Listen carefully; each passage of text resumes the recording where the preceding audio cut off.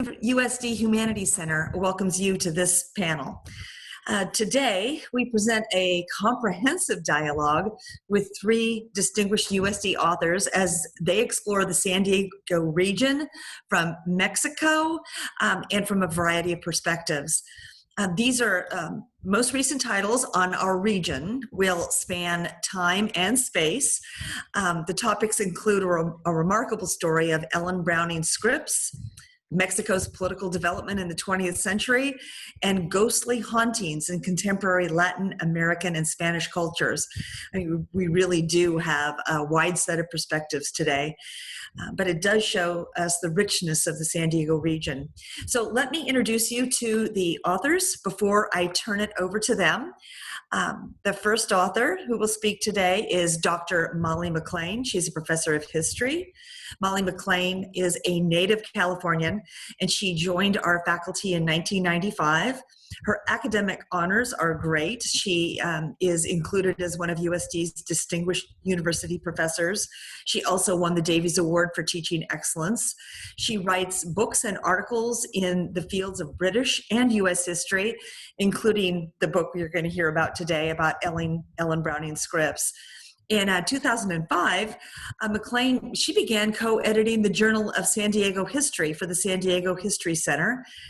So as a ninth generation San Diegan, she feels fairly strongly about the need to encourage writers to explore the region's very fascinating and understudied past. So as a result, much of McLean's very recent work focuses on the history of Southern California. Next, and going second today, we have Dr. Amanda Peterson. She is a professor of Spanish. Amanda Peterson joined our faculty in 2008. She's affiliated with our Latin American Studies program as well and our Women and Gender Studies program. She teaches courses on Latin American literature and culture with an emphasis on Mexican studies. She is a specialist in Latin American women authors.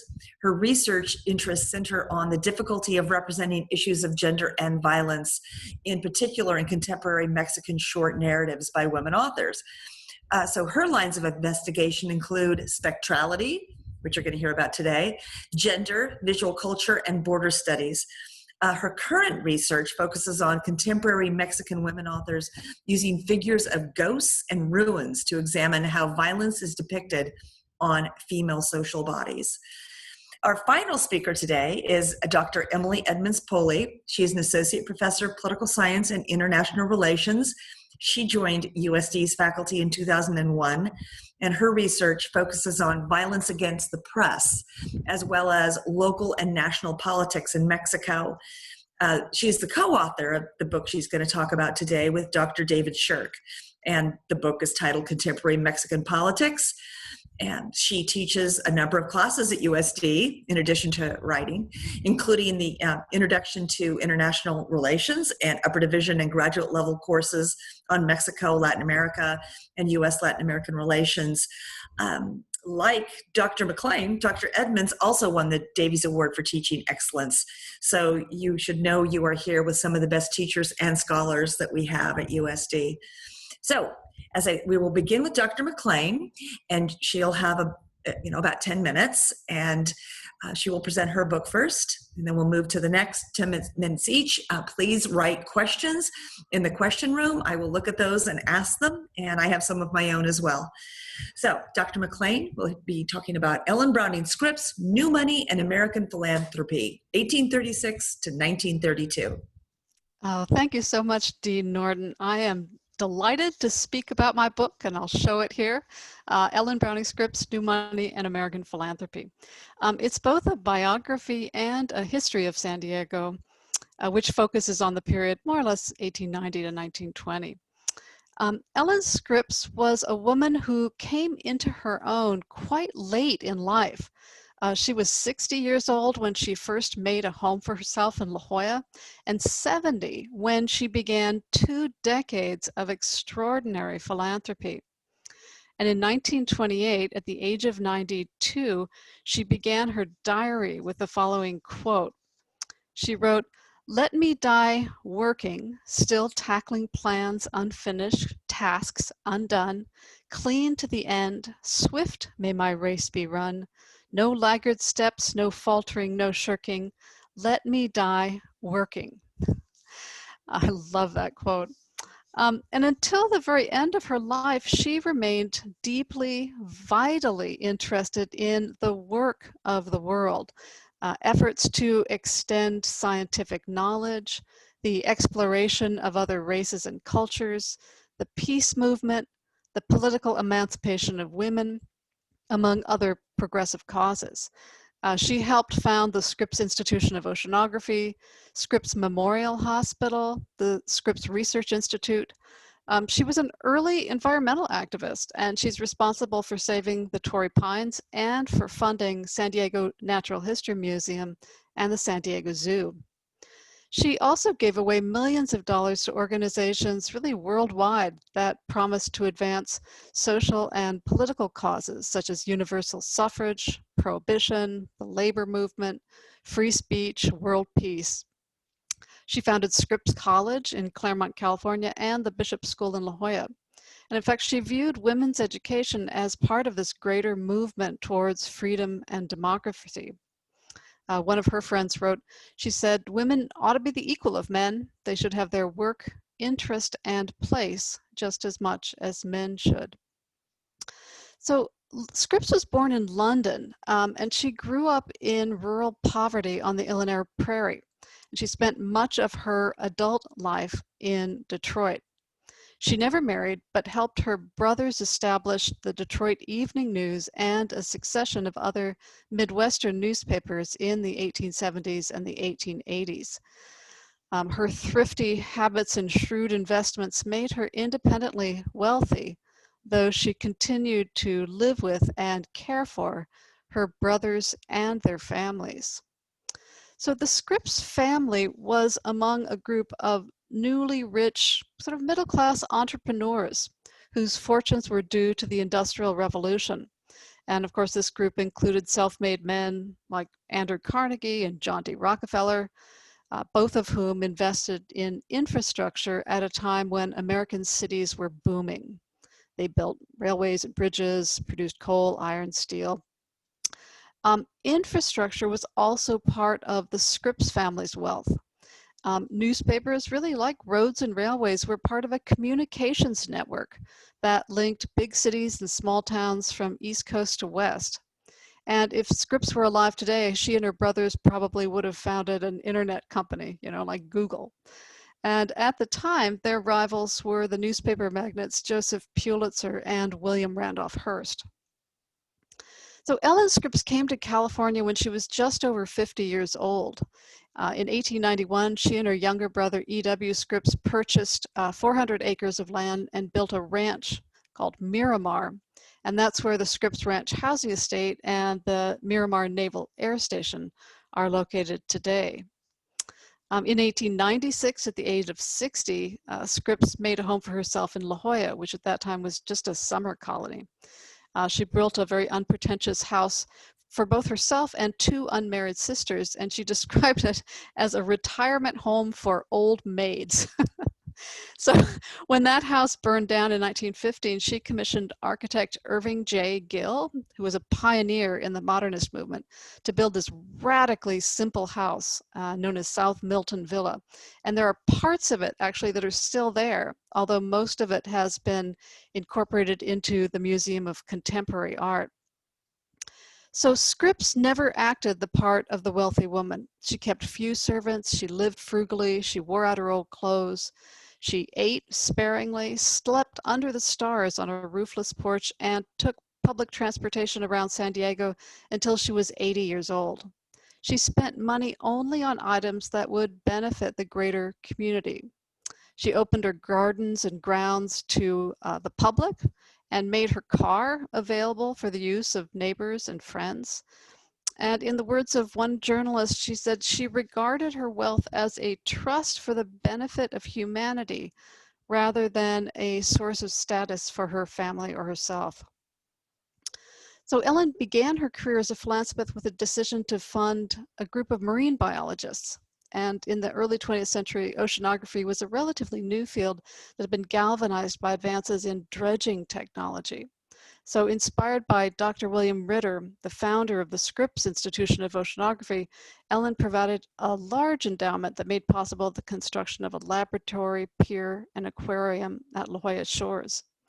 And she had hoped that the study of marine life would be a window into the origins of life itself, and that it might help substantiate Charles Darwin's theory of evolution, which remained controversial at the time. Scripps also extended her philanthropy to the ordinary people of San Diego, and the result was the La Jolla Playground and Community House that provided an alcohol-free alternative to the bar or the club. It was intended to promote, neighborliness among both longtime residents and new immigrants, wealthy citizens, poor ones. It was also a place where ordinary people could meet and speak their minds without fear of harassment from civil authorities. She recalled San Diego's suppression of free speech in 1912 and specified in her deed of gift that anyone could speak at the community house, no matter what their political views. So Scripps died on August 3rd, 1932, at the age of 96. And thanks to the efforts of her lawyer, her character survives in a whole series of letters, papers, manuscripts, memoirs that were collected and preserved after her death. I think that one of Ellen's most intriguing characteristics was her ability to embrace modernity in an entirely American way. She shed the trappings of class, the boundaries of race, and extended her philanthropy to institutions that promised to transform both culture and society. She believed that education could raise people out of squalor and poverty, produce better citizens and more enlightened individuals. She also trusted in the future of science and in the creative power of the human mind. At the same time, she recognized the need to sustain community in an age of rapid urban growth and technological change. So positive thinking, optimism about the future, direct action, and love of humanity are reflected in the following quote. Ellen told her brother, "Look upward, not downward. Look outward, not inward. Look forward, not backward. And as the saying goes, lend a hand." Thank you.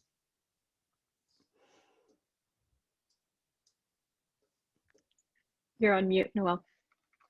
Dean Norton. The wrong button. You muted again.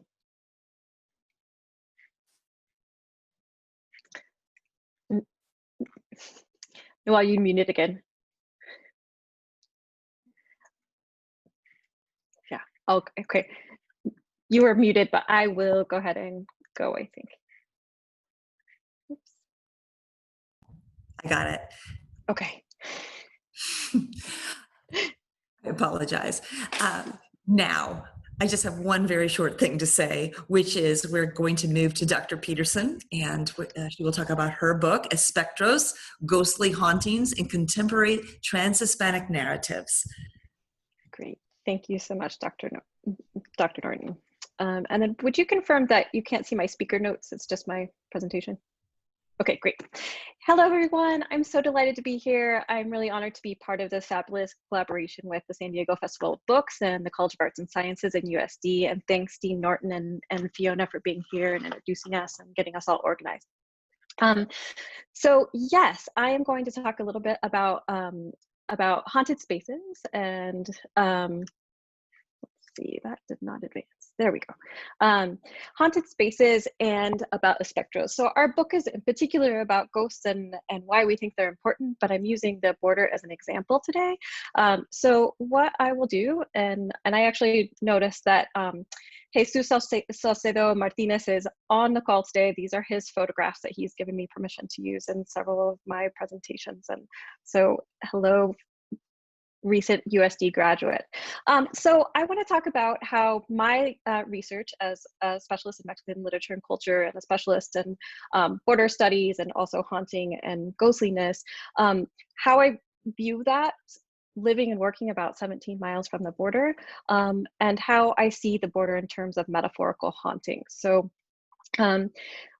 Michel de Certeau reminds us that we can only live in spaces that are haunted. We can't walk across a space, but we can't walk across spaces that are not haunted. Before us, others have walked the same paths, different ways and different moments and different temporal spaces. And as I think about the border, I'm especially reminded of an ecocritical approach, and how the haunted nature of space can show us how ecologically there have been different temporal moments of certain spaces.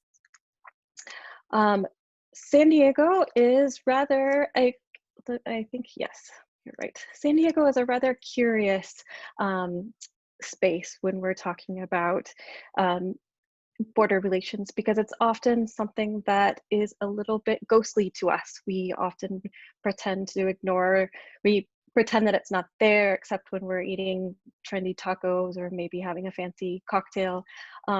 There's lots of wealthy enclaves in San Diego that kind of forget that we're right next to the US-Mexico border. I think on our beautiful USD campus, sometimes we forget that as well, even as a lot of us work with those issues. But I think it's important to really think about the emotional and affective resonance of the proximity of a space, and the weight of the attempts to make it invisible has a persistent and haunting effect on the space of our everyday lives.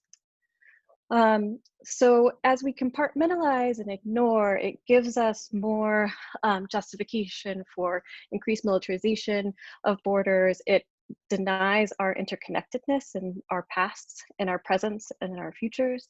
It also allows us to enter into discourse that, that erases lots of stories of the border. So these reflections are related to the ones that Alberto Rivas Casasayas of Santa Clara University and I do in our edited volume of Spectros.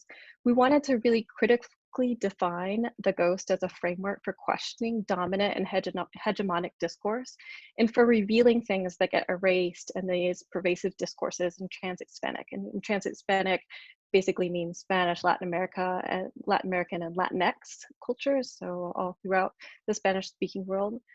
So when I reflect on borders vis-a-vis haunting and the ghostly, it's to do it in order to question dominant discourse and uncover that which has been made invisible. So in our book, we outline some key characteristics of spectrality, which is ghostliness or haunting. So we talk about the key characteristics of that. It's being undecidable. It's neither dead nor alive. It's both past and current. It's perceptible and imperceptible at the same time. It could be a translucent vision, an echo without a body, a stutter that reveals something left unsaid, or something forgotten that remains in place, or recurrence without a future. We follow the French philosopher's lead, Jacques Derrida, when we talk about we don't engage with whether or not ghosts exist or not, but we see them as a key way to examine things that have difficulty being defined, that have difficulty being seen. We also follow the ideas of Avery Gordon. She's a UCSB sociologist. And she talks about how ghosts are a conceptual way to reveal power structures of dominant discourse and stories that have been excluded by loss or absence or historical trauma or political trauma. She says that it's normal that we forget about things that we can't see, because we are primed as humans to pay attention to that's what's in front of us and not to pay attention to what's underneath the surface. So in this way, she allowed us to see the ghostly as something that that interrupts an easy chronological narrative, and that inserts silences, inserts breaches, and also allows us to step away from this this desire impulse to have a perfect narrative that falls all along into place perfectly. So in this way, the ghost allows us to see power structures, to see things that have been historically decontextualized in social discourse and in historical or political or narrative discourse. And it also allows us to see intergenerational hauntings, things that come from previous generations that continue to be with us today. So I'm going to talk about just a couple spectral moments of kind of border. So one example is a spectral moment is often when there's an object or a picture that comes in and brings up a moment that might not have been spoken of or articulated or documented. So this is a picture of the border wall that says cuántos, which is how many, and it refers to the unknown numbers of people and lives that have been lost in trying to cross the border.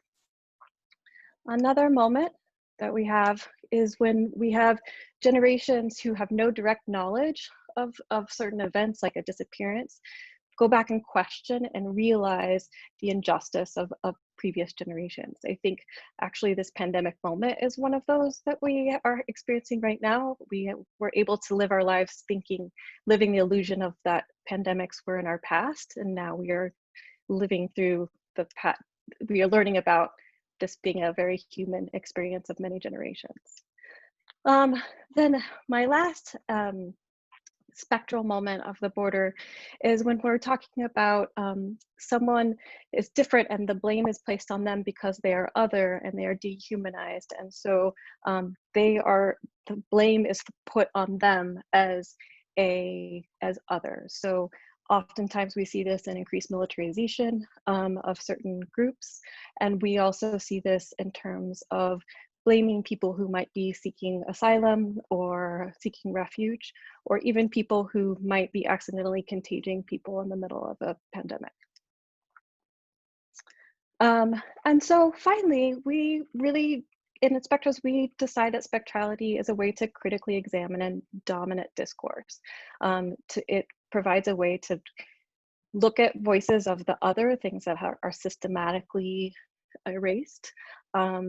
And it allows us to look at things like subversive populations who exist in precarious conditions of generalized violence, like people who seek medical, political, or economic refuge in our current times. I spend a lot of time thinking about these kind of things, these haunting aesthetics, and I really appreciate you guys listening to my thoughts and a little bit about our book. Thank you so much.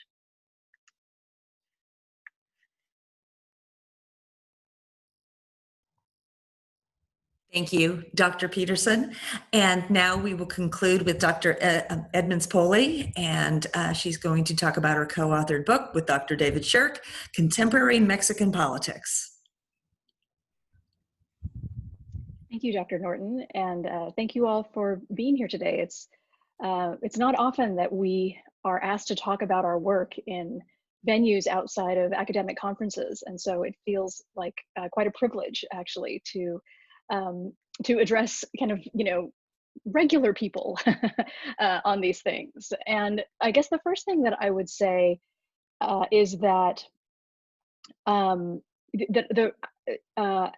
as Dee Norton pointed out, this is a co-authored book, right, with my colleague David Shirk.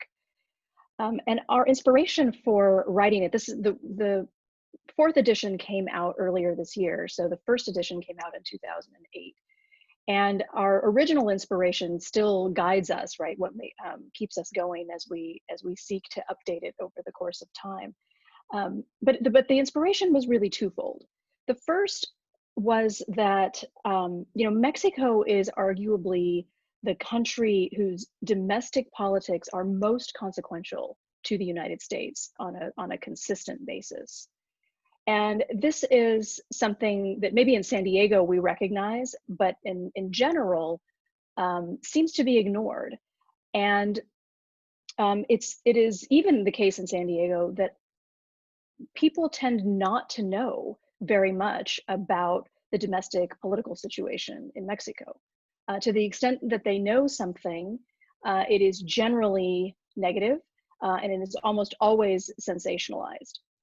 And so we really wanted to write a book that was both comprehensive and detailed in an academic sense, but was also accessible to students of, students in the broad sense, right, who were interested in understanding more about the country and about its political development. So that was one inspiration. The other was that as students of Mexico ourselves for now many decades, we've read widely about the country and about the country's political development, but we could never quite find a book that provided an overview of Mexican politics in that we wanted to see, or that we wanted to use, we wanted our students to have. And so that was why we sat down and said, well, why can't we write this? And so that's exactly what we did. And so the book really tells the story of Mexico's political development. There's a little bit on the ancient history, but as Dr. McLean would be the first to point out, we are not historians, and we do not do history probably any real justice, especially the further back we go. But we do try to set the stage for the birth of the country and its kind of early development. And our story really picks up after the revolution. And I think it's in some ways difficult to believe that it's only been 100 years, right, roughly since the end of the Mexican Revolution. And in that time, the country has undergone some incredible transformations, right? So it leaves the revolution. It takes a couple of decades for it to consolidate, as is generally the case in post-revolutionary times. And out of that revolution, contrary to what some people wanted, emerges a single party dominant system, right? One that has some sort of superficial trappings of democracy, but in many ways is highly authoritarian. And this is the political system that will last for over 70 years. And it's almost inconceivable, I think, from a US perspective, to think of a situation in which you would have the same party win every single election at every single level for decades on end. And of course, there were some reasons why that happened. Some of it had to do with the fact that the ruling party had genuine political support. It was very, it did a lot to try to incorporate different groups, different interests, and deliver for them. But on the other hand, when you dominate electorally the political system, it also gives you the opportunity to dominate the rules of the game. And as you might imagine, this party established rules that benefited itself and made it much more difficult for the opposition to gain a foothold. But one of the stories, I think, that where the story really picks up is when that begins to change. In the 1980s, we begin to see openings, right? We begin to see actors from different political parties, from different areas of society, really pushing against the status quo and demanding change. And this gives way, beginning in the 1990s, to a much more democratic system, right? Or I mean, some people would say a push away from authoritarianism, that it is after the 2000 election where Mexico really begins to take on more of the characteristics of a competitive multi-party democracy. And I think one of the things that, there are many things that are sort of remarkable about this story. One is the speed with which this happens. And the other is, I think, that there's some aspects of the Mexican story that feel a little bit foreign to the United States, because they are so different from our own experience with democracy. For example, if you are to look at the party of today's current president and the party that has a majority in the legislature, this party did not exist 6 years ago. It is a brand new party, right? And one of the things that's really interesting about Mexico is the ability for old parties to sort of decline and new parties to rise and gain a strong enough following that they can win not only a presidential election, but also a majority in Congress in a multi-party system, which is much more difficult to do, right, than in a two-party system. so we talk about a little bit about how that happens and why that happens. And we also, and I think we, we acknowledge also that this sort of democratization process, if you will, is very much ongoing. And that, again, it is often the case that when people talk about Mexico or they talk about Mexican politics, they focus on the negative. They focus on the shortcomings. And to be sure, there are a number of shortcomings to focus on. We pay attention to some of the most serious policy challenges, for example, economic development, which undergirds so many other issues like, say, immigration, or problems with organized crime and public security challenges, international trade, and these types of issues. And so the goal is to absolutely acknowledge the challenges that Mexico continues to face, but at the same time really shed light on the accomplishments of the country and of the Mexicans themselves, who have worked so hard to make their country a different place than it was for so many years under a single dominant party.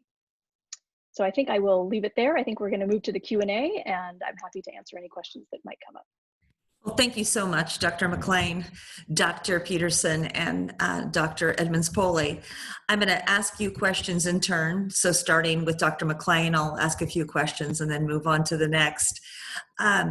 You have a question, Molly. It's from Gwen Simmons. What in Ellen Scripps' childhood created such a revolutionary ideas about philanthropy in a woman from the 1920s? This varies so much from the Carnegie and other kinds of robber barons. Oh, what an interesting question. Thank you so much, Gwen. Ellen came from a fairly radical family politically that went back a couple of generations. One of her ancestors was a big supporter of the French Revolution. Another supported a movement that was called Chartism in England, which was probably one of the first mass working class movements, at least in English history. And by the time that Ellen is in college in the 1850s, we think the Seneca Falls and the Women's sort of Declaration of Rights of 1848 had just been written and publicized. So she comes out of a kind of a radical family, and then she comes of age at a time of enormous change, the abolition of slavery, the initiation of the women's rights movement, the Civil War. And I think all of those factors go into creating a very remarkably progressive woman for her generation. Actually, I want to ask you a question about her role in the suffrage movement. So, especially since this is the 100th year anniversary, was Ellen Browning Scripps involved in the suffrage movement or active? Yes, she was. She was one of the early members of the National Women's Suffrage Association that she joined in 1873, which was only 4 years after the organization had been founded. And this is an organization that was pressing for a constitutional amendment that would give women the right to vote. She also supported suffrage through her work as a journalist and an editor on the various Scripps newspapers. And so I know a good bit about what happened here in California. In 1911, suffrage was on the ballot here in California, and her brother put her in charge of the editorial content for all of the California newspapers. So she played an incredibly important role in the passage of Proposition 4, which gave women the right to vote. And in 1912, she voted in her first presidential election. And not only that, she made it possible for other women. She and her chauffeur drove their car around San Diego, picking up women and driving them to the polls. So yeah, she was an activist in all kinds of ways. Okay, I have one more question for you before we move on to Dr. Peterson. Did Scripps ever identify influential people in her life or somebody she looked to for inspiration? She did. She thought that President Abraham Lincoln was the most important person in her life, next to his biographer. And his very first campaign biography was written by Ellen Browning Scripps' cousin, John Locke Scripps. Who knew? Yeah. She admired their really high ideals, their passion for social justice, and their skills at rallying others to the abolition cause. So she was an Abraham Lincoln guy. And if you ever go to Scripps Park, by the way, that is down by the coast, there is actually a big rock with a little metal plaque on it that says that it's dedicated to Abraham Lincoln. So. You know what, Molly, we just got, if you can just answer this one. Oh, yeah. We got one just now in from Jean. She wonders if there's an Ellen Browning Scripps archive at a library or a history center. Yes, all of her papers are at Scripps College. So it's an enormous mass, 72 cubic feet of material. And there's little pieces of it here and there, Ohio University, the San Diego History Center, the La Jolla Historical Association. Yeah. Thank you, Molly. Now on to Amanda Peterson. And Amanda, there are a lot of questions coming in about ghosts, so I'm going to try to kind of put some of them together. Melissa is asking, why are ghosts so important to the Mexican culture? And is spirit, and we can tie this in together. I think that her second question is spirituality and the supernatural realm an important part of Mexican women's daily life? So broadly, why are ghosts important? And then what about the daily life of Mexican women? I think there could be a lot of complicated answers. The two biggest reasons is that I would say that ghosts are really important are the post-colonial past, and also the tradition of oral folklore and oral traditions. So we have, for instance, I'm sure most people have heard of La Llorona. There is actually a text during the colonial times that talk about a goddess, a Mexica goddess that was quite similar to La Llorona. So there are actually kind of historical paths that we can see about these kind of famous ghostly figures. I also think that there are indigenous and originary people's beliefs that come into play that have been kind of woven into current time. And then I would also say that there are different, and these are not unrelated, there are different kind of cultural notions of death and how one perceives people who have passed on.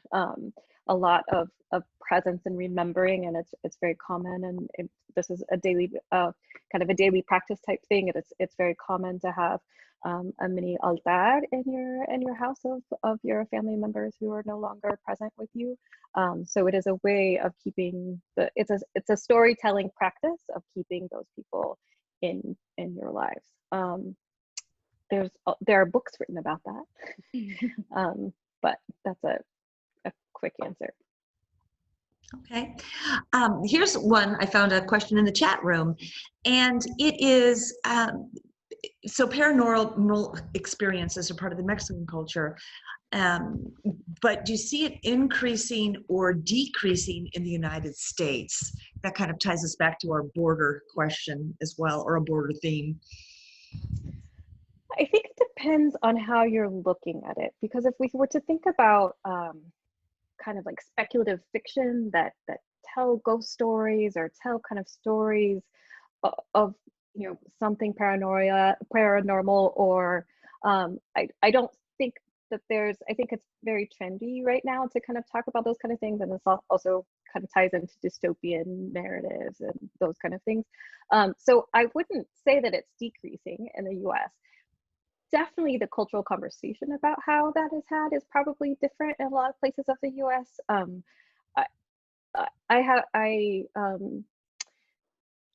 Because I talk about ghosts, everybody always tells me all the ghost stories. So there are at least 3 different ghost stories that I've heard about USC's campus. I know that there are haunted houses in San Diego.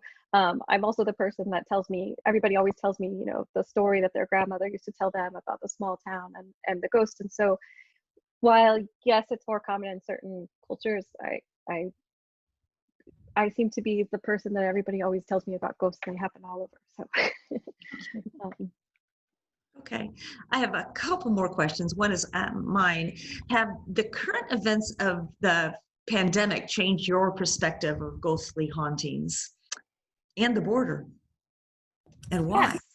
Both, I would say, quite Mhm. significantly. I think I mentioned just kind of briefly how, you know, we had the luxury of living in a moment that we thought we weren't going to really deal with pandemics and we could ignore them.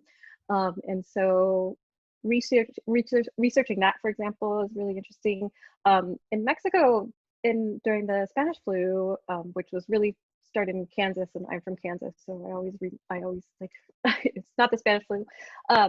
There was a revolution going on in Mexico, and so there was both a revolution and war and civil war, basically, and the Spanish flu. And so it's very curious that the Spanish flu is barely mentioned. But for example, as a Latin Americanist, the text that you always read when you're in graduate school or teaching any moment of the first contacts and the conquest tell story after story of contagion and pandemic and how the originary people were wiped out by, and it has in the colonial texts you see how different perceptions of blame and contagion were at play. So it brought to light things that I knew but hadn't connected. So I think we are haunted as a people by generations and generations of pandemics that we had forgotten about. Okay. I think if we go quickly, I can squeeze in two questions with you. One is from somebody anonymous. They're wondering if all the haunted houses and escape rooms in downtown San Diego reflect the Latin culture of the area.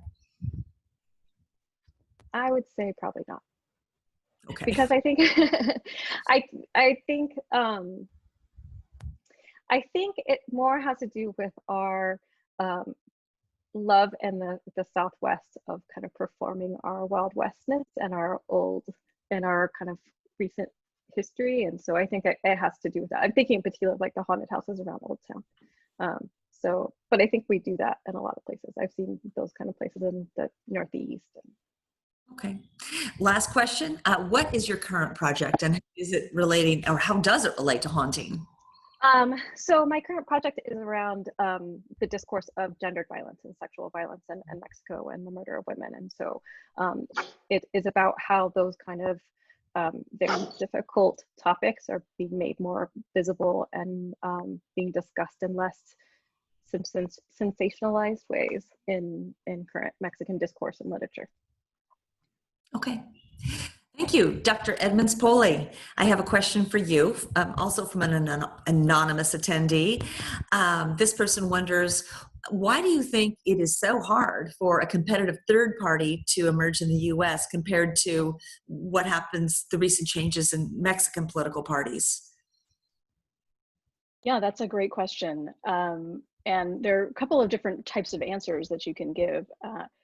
One has to do, I think, with the historical weight and dominance and influence of our traditional two parties, right? That they too are sort of the guardians of the rules and are not interested in changing the rules to make it possible, right? Or to make it easier for a third party to emerge on a national scale. And the second answer, I think, is related to that, is that it's sort of the rules themselves, right? That there are, this is a whole area of political science that focuses on how we set up electoral rules and how they can make it more or less likely or have an influence, I guess I should say, on the number of parties that can actually emerge. Mm-hmm. You would be welcome to come and take a class with us, sit in on a class and learn more about all of that. But I think the details might be a little too nitty gritty for this particular panel. Okay, I've got a couple more questions. Here's kind of a specific question I was thinking about. Many predicted that the presidents of the US and Mexico, Donald Trump and Andres Manuel Lopez Obrador, would clash heads because they were ideological opposites. But this doesn't seem to have happened. Why? Yeah, it's an interesting phenomenon. I think that it has to do, I guess there are at least two reasons that I can think of. One would be that despite their very clear ideological differences, both Donald Trump and Lopez Obrador are populists, right? They are leaders that that tend not to rely on ideology for their support.